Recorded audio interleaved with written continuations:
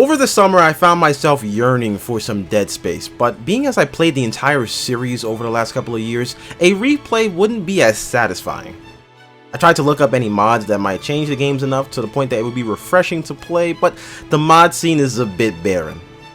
Enter the Callisto Protocol, a game we all felt would be the spiritual successor to Dead Space. Now surprisingly, I hadn't played the Callisto Protocol, and with the game set to leave Xbox Game Pass soon, the time was now. So I jumped in hoping to get this Dead Space itch scratched, and I was left pretty disappointed. Find out why on today's chapter. What's up scholars, Moira here, and welcome to Book of Showtime Chapter 75. As always, if you enjoy these videos, be sure to leave a like and share with your friends, and if you have a topic you'd like me to cover for Book of Showtime, be sure to leave it in the comment section down below, or anywhere you can reach me on social media or the Book of Showtime Discord.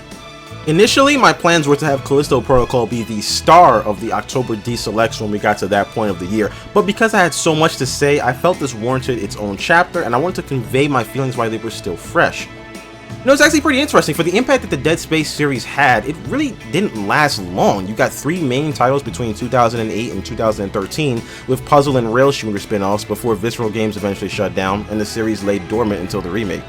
Despite strong reception and apparently underperforming sales, I say apparently because EA says one thing while Motive, the developers, they say another, a remake of Dead Space 2 was shelved in the concept stage, and now it's back to, well, Dead Space for Dead Space.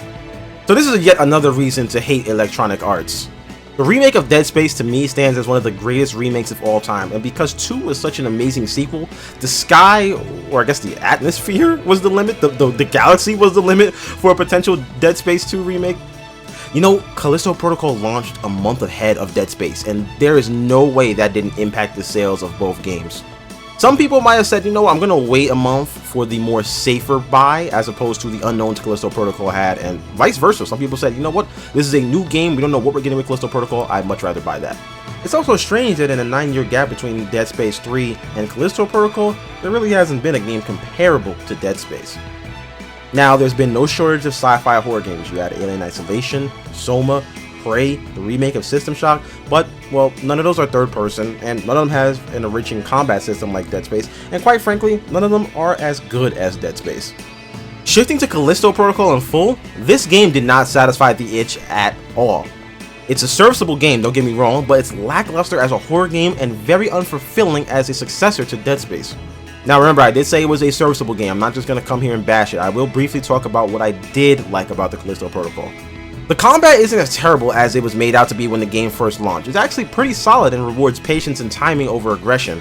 It can be a little sticky at times, you know, I feel like some animations leave you really exposed, and there is a clear ceiling for what you can do, but otherwise, you know, the baton and gun combo are really fun to use in tandem.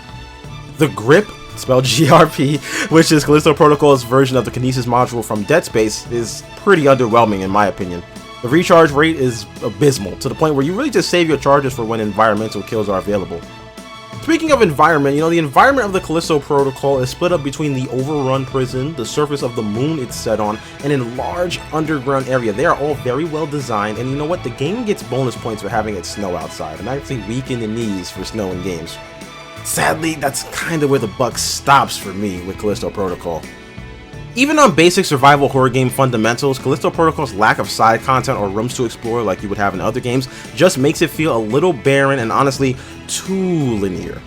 I don't mind a linear game at all, especially with all the bloated time sinks you have the last decade, but at least let me buff myself a bit, get some extra credits, some extra ammo, that wouldn't hurt, right?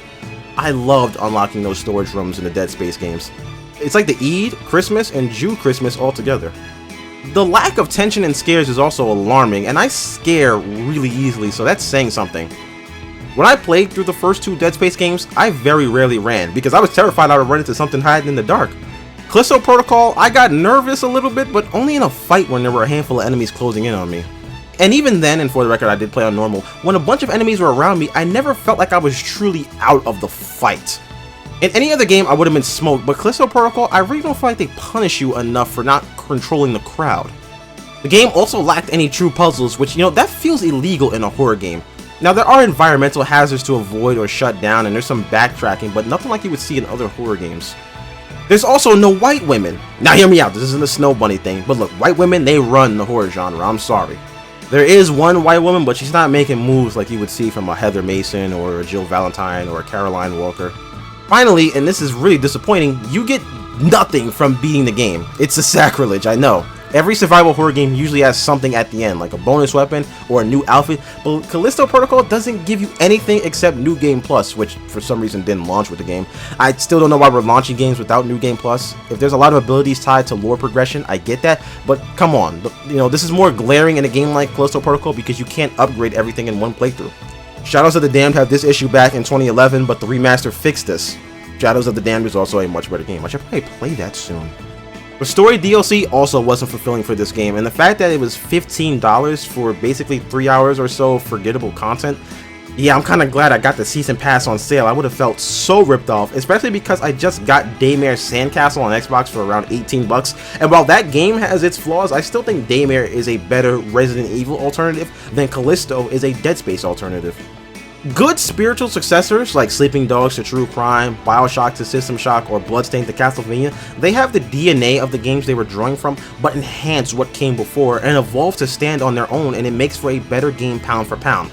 I never fully got into any of the True Crime games, but I loved Sleeping Dogs.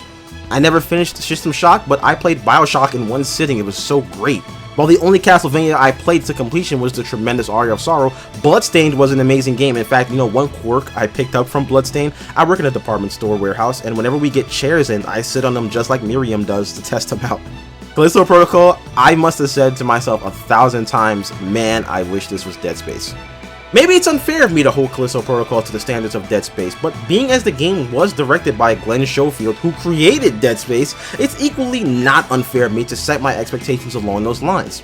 The game has a lot of Dead Space DNA that's undeniable, from the setting to the character suits and the UI, and the game even ends with a jump scare like the original Dead Space. But as far as living up to the expectations of being a spiritual successor, the Callisto Protocol just falls flat.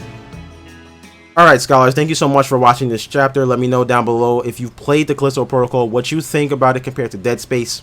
Inshallah, I will see you in the next chapter.